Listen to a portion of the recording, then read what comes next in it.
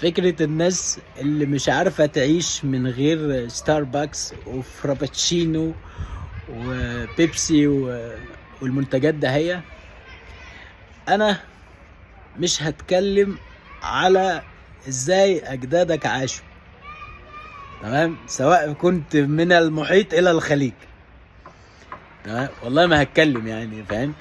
الله يرحم جدك اللي ركب الحمار وكان فاكره عجله. فيا جماعه بصراحه عيب نسترجل شويه. اما فكره التريقه على المنتجات المحليه، خلينا نتكلم على مصر، على المنتجات المصريه. وده طعمه وحش قوي، وده شبه الدواء، وده مش عارف شبه المرهم. اقسم بالله العلي العظيم، بطل من ابطال الصناعه المصريه صاحب شركه سيناكولا.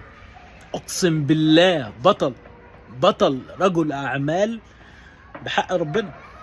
سيناكولا ده هي ليها قصة نجاح فجرة عدت كل التوقعات، ولكن يعني لظروف بلدنا صعبوا عليه الدنيا وفرضوا عليه ضرائب فالراجل نزل. لكن سيناكولا كانت مسيطرة في محافظات كاملة، ما كانش بيتباع حاجة غير سيناكولا، الناس ما تعرفش غيرها.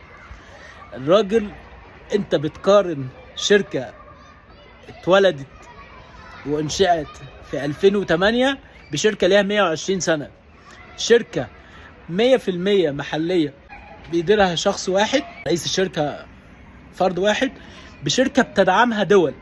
يا جماعة انتوا بتحكوا فين؟ انا مش بقولك لو مش عاجبك سيناكولا، مش عاجبك المنتجات المحلية، ارجل وما تشتريش حاجة خلاص. لكن فكرة ان انت تعمل فيديو وتنزل بوست، ده محن فاضي. الناس بتموت يا جدعان، الناس بتموت، الناس بتقعد بالاسبوع مفيش مية، بيشربوا مية مالحة. فيعني احنا مش هنقول اقل ما نقدم، ده ابخس ما نقدم. ان احنا اقل حاجة ممكن نقدمها ان احنا نقاطع، نبقى رجالة. وشكرا والسلام عليكم.